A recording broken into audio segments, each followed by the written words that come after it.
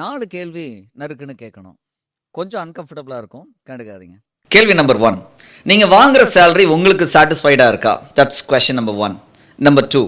மாடு மாதிரி உழைக்கிறீங்களே, ஆனால் மட்டமாக சேலரி தராங்க தானே? செக் பண்ணுங்க. Question number 3. ஒரு பெர்ஃபார்மன்ஸ் ப்ரைஸில் போய் உட்காரும்போது நீங்கள் டிமாண்ட் பண்ணி சந்தோஷமாக அந்த சேலரியை கொடுக்குறாங்களா, இல்லை அவங்க கொடுக்குற சேலரியை நீங்கள் வாங்கிட்டு வரீங்களா? Question number 4. மேனேஜ்மெண்ட் பெர்ஸ்பெக்டிவ்லேருந்து பார்க்கும்போது ஒரு லீடருக்கு அதிக சம்பளம் டக்குன்னு ஹைக் பண்ணி கொடுக்கணுமா, இல்லை ஒரு எம்ப்ளாயி கொடுக்கணுமா? திங்க் பண்ணுங்க.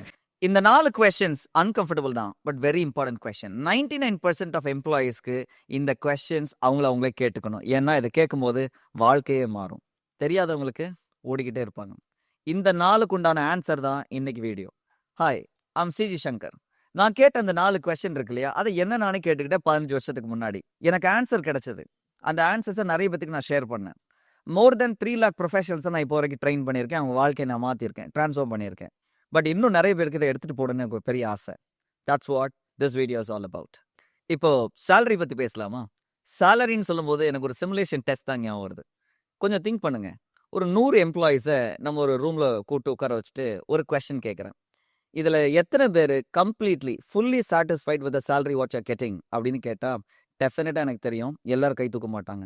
அநேகமாக இல்லை 1 இல்லை 2 பேர் வேணால் கை தூக்குவாங்க. மிச்சம் எல்லாருமே அமைதியாக இருப்பாங்க. ஏன்? அவங்களுக்கே தெரியும் அவங்க சேலரி அவங்களுக்கு பத்தலை அப்படின்னு. இப்போ கை தூக்காத அந்த 90 பேருக்கும் ஒரு கேள்வி காத்துட்ருக்கு. அந்த கொஸ்டின் என்னென்னா, are you an asset or a machine in your company? So மிஷினா நீங்கள் அசர்ட்டா? மிஷின்னா வேலை வாங்கிக்கிட்டே தான் இருப்பாங்க. அசர்ட்னா கொஞ்சம் ஜாக்கிரதையாக பார்த்துப்பாங்க. இப்போ என்னது இது அசர்ட்டு, என்னது இது மிஷின்னு கிளாரிட்டி கொடுக்குறேன் பாருங்கள். ஒரு சின்ன எக்ஸாம்பிள். ஒரு பெரிய மிஷின் எடுத்துக்கோங்க. அந்த மிஷினில் ஏகப்பட்ட thousands and thousands of parts இருக்கும். அந்த பார்ட்ஸில் 2 மெயின் பார்ட் பார்க்கலாம். ஒன்று ஒரு நட்டு இல்லை ஒரு போல்ட்டாக இருக்கலாம். இன்னொரு பார்ட் ஒரு கியர். அந்த கியர் தான் ரொம்ப இம்பார்ட்டன்ட். அந்த கியர் இல்லைன்னா மிஷினே ஃபங்க்ஷன் ஆகாது. ஸோ அந்த gear is more important. So இங்கே விஷயம் என்னன்னா, நட்டு போல்ட்டு போனால் உடனே மாற்றிடுவாங்க. ஆனால் கியர் போனால் யோசிப்பாங்க. ஏன்னா கியர் டக்குன்னு கிடைக்காது.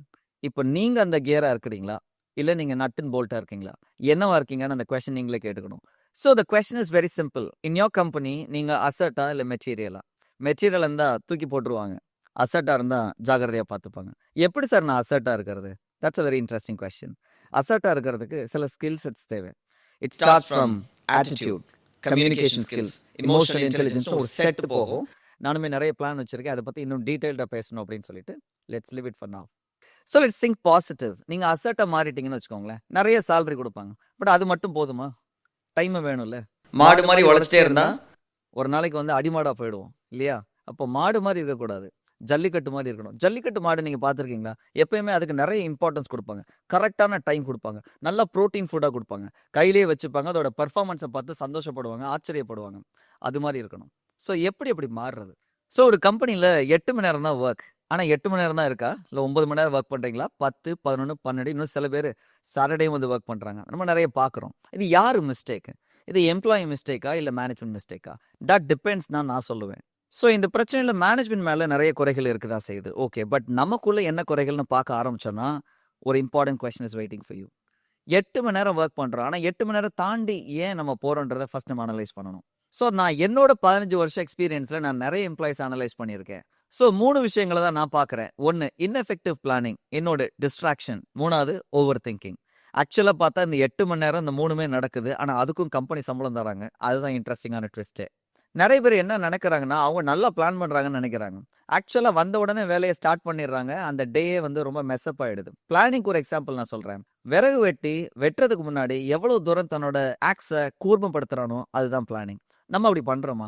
காலையில் வந்த உடனே டக்குன்னு கம்ப்யூட்டர் ஸ்டார்ட் பண்ணி இல்லை நம்ம கொடுக்கப்பட்ட வேலைகளை பண்ணுறோமா, இல்லை ரொம்ப பிளான் பண்ணி பண்ணுறோமா?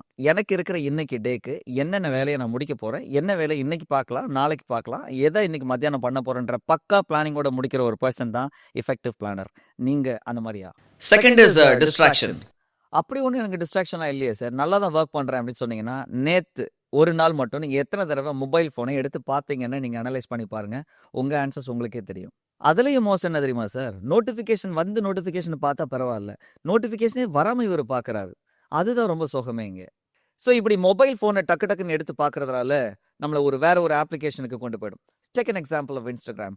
அதுலேருந்து அடுத்தது, அதுலேருந்து அடுத்ததுன்னு போய் அன்னைக்கு டேயே நமக்கு மெஸ்அப் ஆயிடும். இதை நீங்க கேட்டுட்டு இருக்கும்போதே சில பேத்துக்கு தோணும், இல்ல சங்கர் சார் நான் வந்து பார்க்கறதே இல்லை என் மொபைல் ஃபோனை, நான் வேலைன்னா வேலை தான் இருக்கேன் அப்படின்னு சொல்லுவீங்க.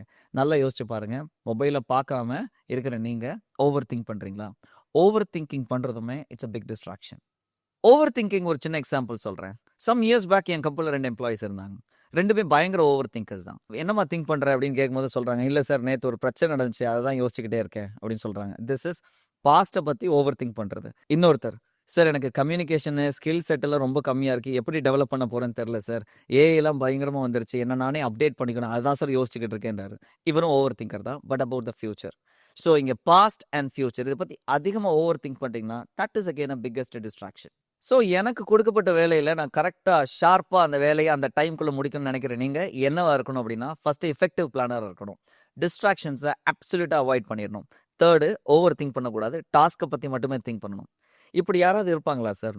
இருக்கிறாங்களே, இல்லை நீங்கள் சொல்லவே முடியாது. நாளைக்கு உங்கள் கம்பெனியில் போய் பாருங்கள், உங்கள் எம்ப்ளாயீஸுக்குள்ளே யாரோ ஒருத்தர் கொடுக்கப்பட்ட வேலையை ரொம்ப ஷார்ப்பாக முடிப்பார், டக்கு டக்குன்னு டெலிவரபிள்ஸ் பண்ணுவார்.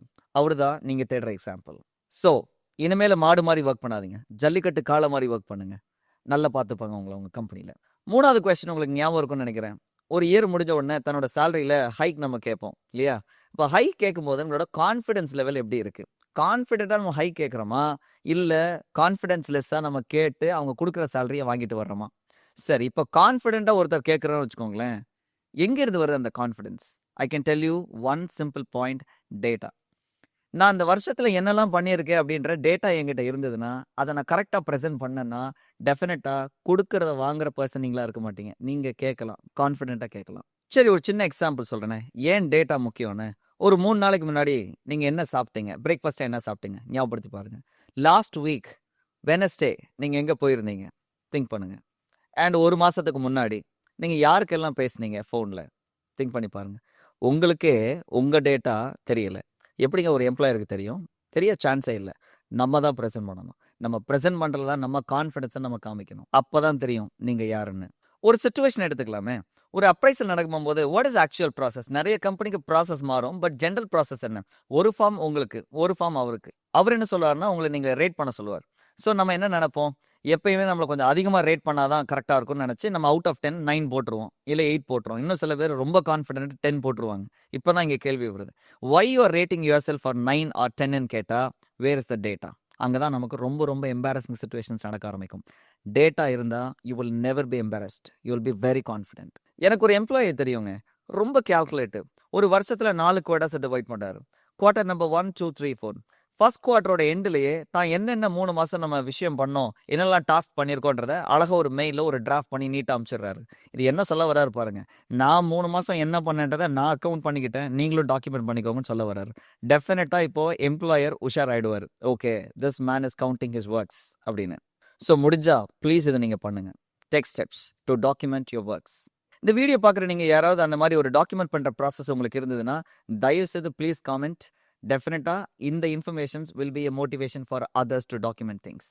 நீங்கள் இவ்வளோ தூரம் பொறுமையாக அந்த வீடியோ பார்த்து முடிச்சிட்டிங்கன்னா you are a great person. ஏன்னா 4th is very important and a great climax. இந்த 4வது கொஸ்டின் பாருங்கள். ஸோ மேனேஜ்மெண்ட் பர்ஸ்பெக்டிவ்லேருந்து பார்க்கும்போது ஒரு சேலரி ஹைக் பண்ணுவாங்க. இப்போ லீடருக்கு சேலரி ஹைக் பண்ணி சந்தோஷமாக கொடுப்பாங்களா, ஒரு எம்ப்ளாயி கொடுப்பாங்களான்னா லீடருக்கு தான் கொடுப்பாங்க. ஸோ லீடருக்கு எப்பயுமே சேலரி ரொம்ப ஜாஸ்தியாகவும் இருக்கும். அதுக்கு பின்னாடி நிறையமா அவர்கிட்ட வாங்க போகிறாங்க, எக்ஸ்ட்ராக்ட் பண்ண போகிறாங்க. அது வேற ஒரு கான்செப்ட். நம்ம எம்ப்ளாயி பற்றி பார்க்கலாமே. ஒரு கம்பெனியில் நிறைய வருஷம் இருந்திருப்பார், நல்ல ஃப்ரெண்ட்ஷிப் பில்ட் பண்ணியிருப்பார், கொடுத்த வேலையெல்லாம் பண்ணியிருப்பார், எக்ஸ்ட்ரா டைம்லாம் ஒர்க் பண்ணியிருப்பார். பட் ஒரு கொஸ்டின், அத்தாரிட்டியை பில்ட் பண்ணாரா? What is authority? ஆளுமை. இதை பில்ட் பண்ண மிஸ் பண்ணியிருப்பார். அதனால தான் அவருக்கு அவ்வளோ பெயினாக இருக்குது, நான் இவ்வளோ வேலை பார்த்து எனக்கு சேலரி கிடைக்கலையான்னு. Authority building is very very important. What is authority building? இது நம்ம ஒரு சின்ன சிம்பிளாக ஒரு எக்ஸாம்பிளில் சொல்கிறதா இருந்தால், எக்ஸ்பர்ட்னு வச்சுக்கோங்களேன். ஒரு கம்பெனியில் ஒரு எக்ஸ்பர்ட் இருப்பான். அந்த எக்ஸ்பர்ட் வந்து டெக்னிக்கலி ஸ்ட்ராங்காக இருப்பான், யாரையும் ஈஸியாக கன்வின்ஸ் பண்ணிவிடுவான், ஒரு ஐடியாவை ரொம்ப கான்ஃபிடென்ட்டாக சொல்லுவான், ஒரு ப்ராப்ளம் சால்விங்கை எக்ஸலண்ட்டாக சால்வ் பண்ணுவாங்க ஒரு ப்ராப்ளமை. இது எல்லாமே அத்தாரிட்டி பில்டிங் கூடான ஒரு செயல் தான். எங்கே அத்தாரிட்டி ஜாஸ்தியாக இருக்கோ டெஃபினட்டாக அவங்களால மற்றவங்களை இன்ஃப்ளூயன்ஸ் பண்ண முடியும். மற்றவங்கள ஒரு படி மேலே போய் மேனேஜ்மெண்ட்டை கூட இன்ஃப்ளூயன்ஸ் பண்ணிடுவாங்க. இவர் கம்பெனியை விட்டு போகிறேன்னு சொன்னாலே கம்பெனி என்ன சொல்லுவாங்க, உனக்கு என்ன வேணுமோ தரும், பட் இங்கே இருன்னு சொல்லுவாங்க. That is where authority building is all about. Are you authority builder or an employee? That's a question here. So நான் சொன்னதை நீங்கள் அனலைஸ் பண்ணி பார்த்தீங்கன்னா, this is a moment you want to develop as a leader and no more an employee again. So here is the great takeaway. ஒரு லீடராக develop ஆகிறவங்க கண்டிப்பாக சேலரியை பற்றி பெருசாக யோசிக்கவே மாட்டாங்க. அவங்க கோல்ஸே ரொம்ப ஹையாக இருக்கும். இந்த சேலரியை பற்றி யோசிச்சு அதை பெயின் பாயிண்ட்டாக வச்சு ஃபீல் பண்ணவே மாட்டாங்க. அவங்களோட கோல்ஸே வேறு மாதிரி இருக்கும். ஸோ டெஃபினட்டாக ஒரு எம்ப்ளாயி லீடராக மாறணுன்றது தான் என்னோட ஆசை. இந்த வீடியோ பார்க்குற நீங்கள் இதை பற்றி யோசிப்பீங்கன்னு நான் நினைக்கிறேன். ஸோ நான் இப்போ வரைக்கும் சொன்ன விஷயங்கள் எல்லாம் ஓரளவு திங்க் பண்ண ஆரம்பிச்சிருப்பீங்கன்னு நான் நினைக்கிறேன். இது புக்கு ஏதோ பார்த்து நான் சொன்ன விஷயங்கள் இல்லை. இதனோட 15 இயர்ஸ் எக்ஸ்பீரியன்ஸில் நான் ரியலைஸ் பண்ண விஷயம். நிறைய பேரை நான் பார்க்குறேன், அடுத்தடுத்த லெவலுக்கு வராங்க. ஸோ அவங்களோட விஷயமும் என்னோட விஷயமும் கிட்டத்தட்ட ஒன்றா தான் இருக்குன்றதுனால தான் நான் ஷேர் பண்ணுறேன். நெக்ஸ்ட் வீடியோஸ் உங்களுக்கு இன்னும் இன்ட்ரெஸ்டிங்கான கான்செப்ட்ஸோட வருவேன். உங்களுக்கு இது பிடிச்சிருக்குன்னு நினைக்கிறேன். So please subscribe for the best videos to come. Thank you.